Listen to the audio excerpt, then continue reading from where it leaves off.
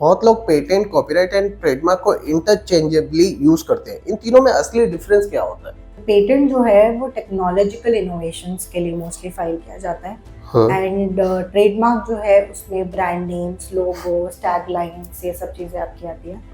Copyright application जो है वो आप आर्टिस्टिक वर्क के लिए, लिटरेरी वर्क के लिए, सिनेमाटोग्राफिक वर्क के लिए, फिल्म्स के लिए, साउंड रिकॉर्डिंग्स के लिए, इन सब के लिए फाइल कर सकते हैं। तो एक ही प्रोडक्ट से, फॉर एग्जांपल आपका मोबाइल फ़ोन है, तो मोबाइल फ़ोन का नाम जिस भी ब्रांड का है, जैसे आप आईफोन यूज़ करते हैं, सैमसंग यूज़ करते हैं, वो सब ट्रेडमार्क के अंदर फॉल होता है। एंड उसके अंदर की जो टेक्नोलॉजी है वो आप पेटेंट के एप्लीकेशन में फाइल करेंगे। उसके अंदर का जो सॉफ्टवेयर है या रिंगटोन्स हैं, उन सब के लिए आप कॉपीराइट कर सकते हैं।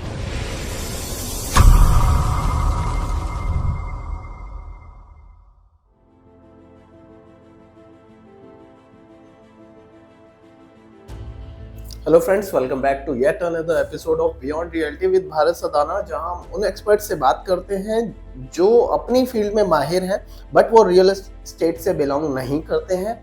हम उनका डिसीजन मेकिंग प्रोसेस जानना चाहते हैं और आज की वीडियो तो बहुत ही इंटरेस्टिंग है क्योंकि आज हम बात करने वाले हैं कि ऐसे एक्सपर्ट्स से जो अपनी लाइफ जर्नी हमें बताने वाले हैं वो कैसे पेटेंट, कॉपीराइट, लीगल ट्रेडमार्क्स उसके एक्सपर्ट बने और क्यों ये टर्म्स बहुत इंपॉर्टेंट होती हैं एक कॉमन मैन की लाइफ में, ग्रोथ में, बिजनेस में। आइए मिलते हैं मिसेस ईशा शर्मा से। हाय ईशा, कैसे हैं आप?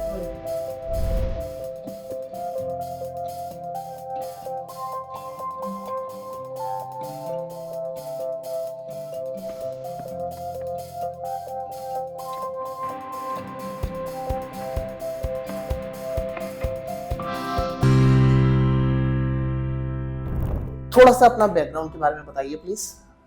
So sir, in terms of education, पहले मैंने बीटेक किया टेक्नोलॉजी में, उसके बाद मैंने एमटेक किया बायोटेक्नोलॉजी में। Then I pursued IPR as a diploma course, and then I got placed in one of the companies who were specializing into IPR. So करीबन कुछ साल काम करने के बाद 5 साल जिसके साथ साथ मैंने अपना लॉ भी कंप्लीट किया। Then I thought कि अब there is a saturation to learning as well, and then there was a limited exposure in terms of expressing yourself. So जो कंपनीज होती हैं उसमें आपका रिस्ट्रिक्शन ये रहता है कि आपको एक डिफाइंड काम दिया जाता है, तो आपकी out of the box thinking वाला जो अप्रोच है वो यूजुअली नहीं आ पाता है। तो I will be very honest, मैंने स्टार्ट किया था फ्रीलांसर की तरह कि और कुछ नहीं होगा तो सैलरी में पैसे तो आ ही जाएंगे। So that way I started off, and somehow my father contributed a lot in the journey. कि उनका मानना था कि आप कुछ कर सकते हो, आपको अपना काम करना चाहिए। He always used to believe in entrepreneurship from the beginning itself. तो वो कुछ करना चाहते थे, but then unfortunately I lost him, so he could not do much. तो फिर 5 साल के बाद मैंने अपना काम स्टार्ट किया, एज अ फ्रीलांसर किया। उसके बाद थोड़े टाइम के बाद आपको लगने लगता है कि आप सब कुछ नहीं संभाल सकते, because when you are starting off you are also acting as an HR and maybe as a peon, as a sales person, as a CEO, आप सब कुछ है। तो आप सब कुछ एक साथ नहीं कर सकते, तो आपको उस टाइम पे टीम की समझ आती है कि टीम बिल्डिंग क्या होता है। तो मेरी फैमिली बिजनेस बैकग्राउंड से नहीं आती है, तो most of them are from service background. So business का को आई वुड से कुछ भी नॉलेज नहीं थी इन दैट टर्म्स। तो जो भी सीखा है वो एक्सपीरियंस से सीखा है कि आप गलती करते हो, आपकी सिचुएशन ऐसी हो जाती है कि आपको उसका सोल्यूशन फाइंड आउट करना है। तो आई थिंक वही बिजनेस है। तो जब आप गलतियां करते जाते हैं और आप उसका सोल्यूशन फाइंड आउट करते जाते हैं, that's how the journey moves. So ऐसे स्टार्ट हुआ था। अभी बाय ग्रेस ऑफ गॉड ठीक चल रहा है। ठीक है। So you act like a one man army and now you have a full army right now. ठीक है, तो चलो स्टार्ट करते हैं। सबसे पहले पेटेंट्स को लेकर बहुत कंफ्यूजन होता है, क्या आप सिंपल भाषा में समझा सकते हैं what it is all about? जी, सो अगर किसी इनोवेटर ने कोई टेक्निकल इन्वेंशन किया है, जिसमें हम ब्रॉडली क्लासिफाई करते हैं उसको प्रोडक्ट में या फिर प्रोसेस में। सो अगर किसी को भी लगता है कि उसका जो क्रिएशन है, जो इन्वेंशन है, वो नया है in terms of technical feature, तो उसके लिए पेटेंट एप्लीकेशन फाइल किया जा सकता है। ओके। तो वो हम यूजुअली गवर्नमेंट के डिपार्टमेंट में एप्लीकेशन फाइल करते हैं। सो वो फाइलिंग करने के बाद गवर्नमेंट इवेल्युएट करती है उसको, and if they feel that it meets the criteria of patentability, which includes कि नया होना चाहिए, ऑब्वियसनेस नहीं होनी चाहिए, और कमर्शियल एप्लीकेबिलिटी होनी चाहिए उसकी, तो वो क्राइटेरियाज अगर फुलफिल करता है तो गवर्नमेंट आपको वो सर्टिफिकेट ग्रांट करती है, which is an authentic certification which is valid for 20 years from the filing date. वो 20 साल तक के लिए आपका राइट है। अब कोई और उसको यूज करना चाहेगा तो या तो वो आपसे लाइसेंस लेगा, या फिर आप उसको टेक्नोलॉजी ट्रांसफर कर सकते हैं। अगर वो इन दोनों में से कोई भी चीज़ नहीं करते हैं, वो विदाउट योर परमिशन यूज करते हैं, तो उसको यूजुअली इन्फ्रिंजमेंट की तरह तो वो लॉस कंसिडर किया जाता है। राइट। ओके। अच्छा, बहुत सारे बिजनेस जो है पेटेंट फाइल करते हैं, लेकिन गलतियां भी होती हैं। आपके एक्सपीरियंस के हिसाब से सबसे बड़ी मिस्टेक्स क्या होती है जो बिजनेस पेटेंट फाइल करते हैं उनसे होती है? सो पेटेंट फाइल करने के लिए सबसे पहला क्राइटेरिया क्या है, that it should not be there in the public domain. जिसका मतलब है कि अगर मैं आज एप्लीकेशन फाइल करती हूँ तो आज से पहले वो पब्लिक डोमेन में नहीं होना चाहिए। अच्छा। अब वो किसी पेटेंटेड फॉर्म में हो, प्रोटोटाइप फॉर्म में हो, पब्लिकेशन फॉर्म में हो, वो सब कंसिडर किया जाता है। तो प्रॉब्लम क्या होती है कि मोस्ट ऑफ द टाइम जो एप्लीकेंट या इनोवेटर हमारे पास आते हैं, वो खुद की अपनी एप्लीकेशंस कई सालों से पब्लिक कर चुके होते हैं। तो या तो वो एक पब्लिकेशन पेपर कर देंगे, या फिर वो अपने क्लाइंट्स को सेल ऑफ करना स्टार्ट कर देते हैं। एंड जब वो हमारे पास आते हैं तब तक कि वो कॉमन हो चुका होता है, मतलब वो पब्लिक डोमेन में जा चुका होता है, तो फिर वो क्लेम नहीं कर सकते ओनरशिप को। राइट। तो ऐसा नहीं है कि आपने कुछ क्रिएट किया और आप 5 साल 10 साल बाद सोचते हैं कि अब क्योंकि ये कमर्शलाइज हो गया है, it is making good monetary benefits, तो अब हम कंसिडर करें कि हम उसे पेटेंट फाइल कर सके। ऐसा नहीं होता है।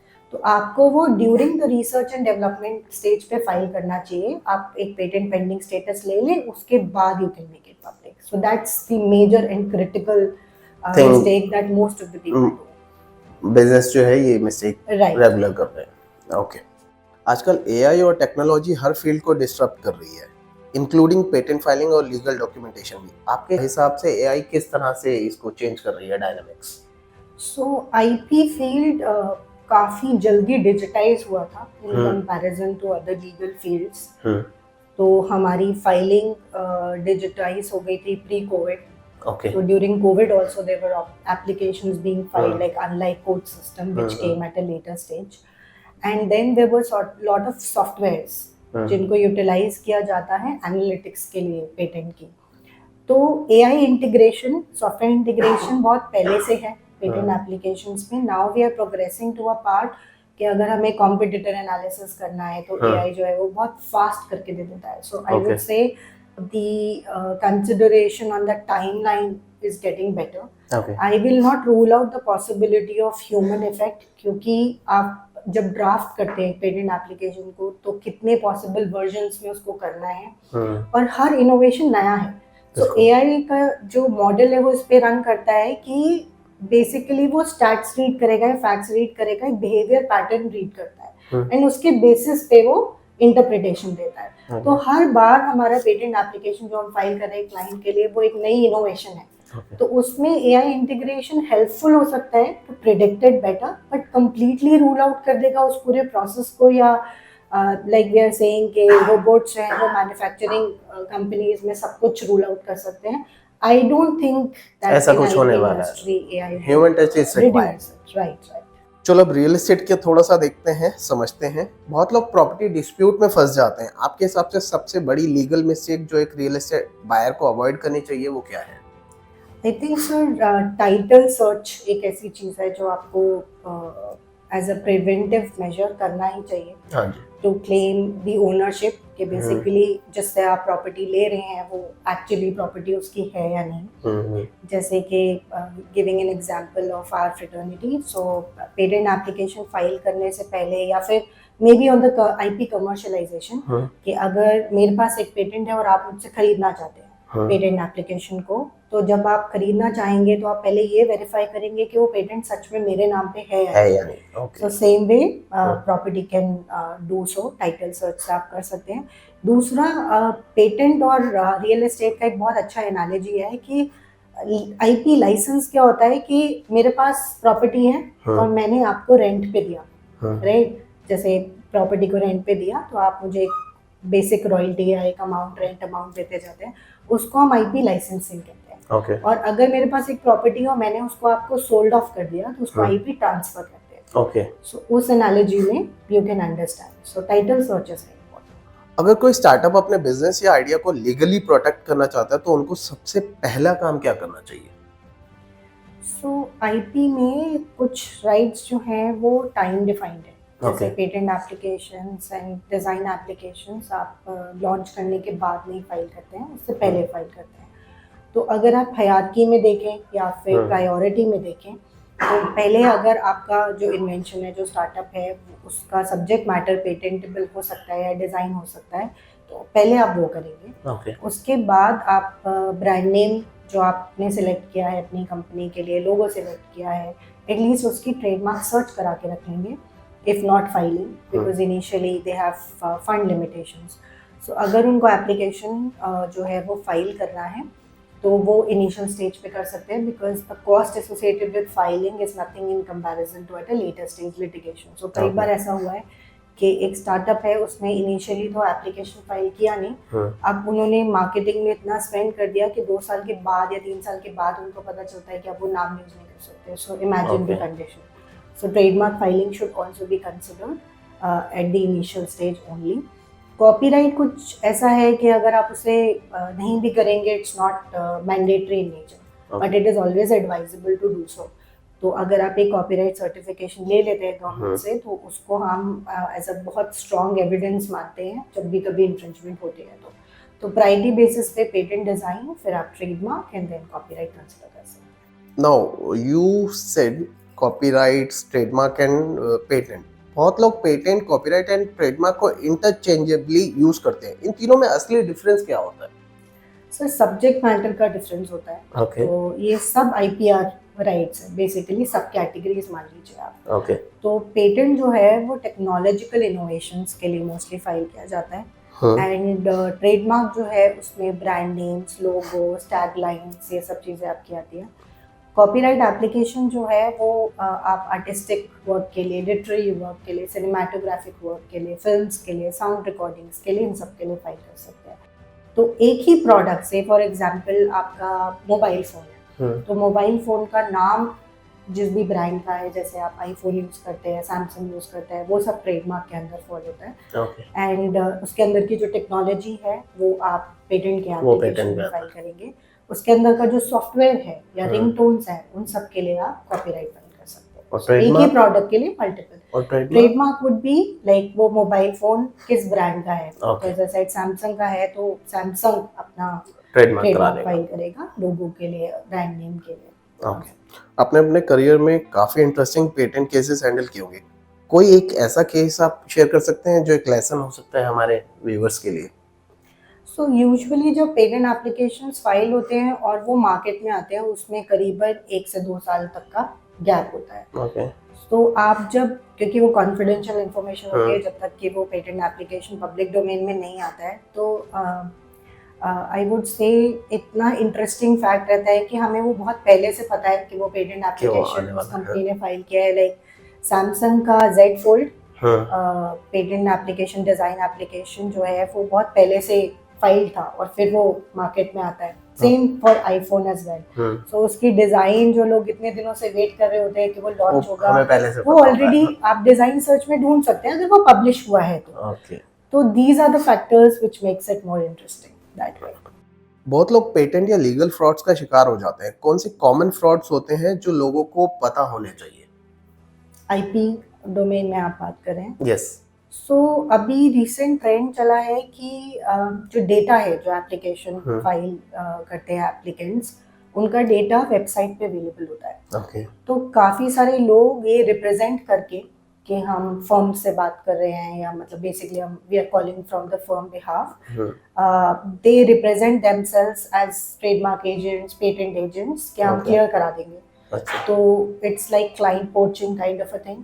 तो अब क्लाइंट जो है, क्योंकि वो पैनिक सिचुएशन में होता है कि ऐसा कैसे कॉल आ रहा है, तो sometimes they respond also.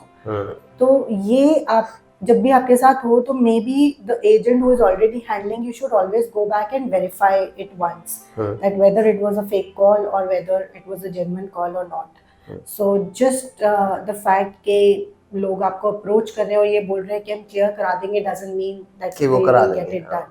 And कई ऐसे केसेस हुए हैं जहाँ पे क्लाइंट जो है वो पैनिक सिचुएशन में उनको पैसे भी भेज देते हैं, and then they stop responding to them. Kind of a blackmail और scam, kind of, right. So scam हो जाता है। एग्जैक्टली। स्कैम की कोई लिमिट नहीं है, स्कैम की कोई लिमिट नहीं है। साइबर फ्रॉड्स में भी you see nowadays that people are impersonating their family members. Yes, so yes, yes. AI से आपकी फैमिली मेंबर्स की ही वॉइस को जनरेट करके they will force you to go to the bank and send money.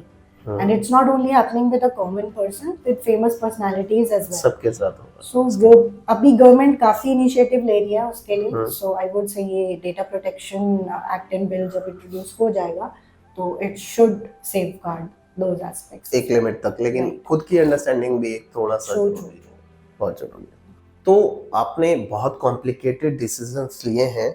If I talk in terms of real estate, तो वो journey आपकी कैसी रही? क्या आपने उसमें इन्वेस्ट किया है?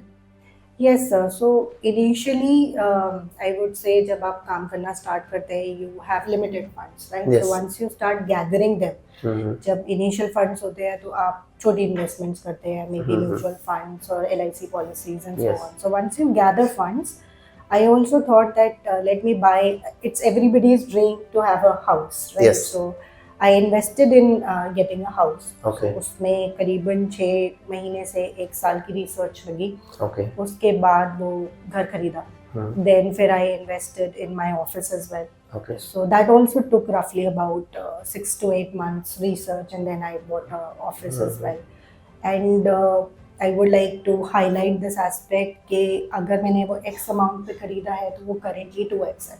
Okay. So great. I would highly vouch for real estate investment in that regard. And that too कि आपने, I would really appreciate कि आपने वो टाइम स्पेंड किया, जो मैं हर बार कहता हूँ कि करना इम्पोर्टेंट है रियल एस्टेट में, लेकिन स्मार्टली करना बहुत इम्पोर्टेंट है। Do your research, then take help, outside help लीजिए, जो आपको गाइड कर सकते हैं कि हाँ आपके बजट में ये ऑप्शंस है। Right. लेकिन at the end your research is more important. True. Now we are going for a rapid fire round. एक लीगल टर्म जो लोग अक्सर गलत समझते हैं। पेटेंट्स और ट्रेडमार्क को कंफ्यूज करते हैं। Okay, great. पेटेंट्स नेसेसरी या ओवर हाइप्ड? नेसेसरी। अगर आप किसी भी चीज को पेटेंट फाइल कर सकते तो वो क्या होती? Maybe a drug composition, if in case I could have invented one. Okay, सबसे वियर्ड पेटेंट जो आपने देखा है? A lot of them actually, अच्छा। and US एक jurisdiction, it's a one word. Not an issue, you can answer. So US एक ऐसी jurisdiction है जहाँ पे आप under the sun जो भी सोच सकते हैं वो patent application file है। Okay. So there was an anti-anger mechanism, like a mug kind of a thing where you can scream. अच्छा। So that's a bizarre application, filed and granted. एक Indian law जो आप change करना चाहेंगे? Related to softwares.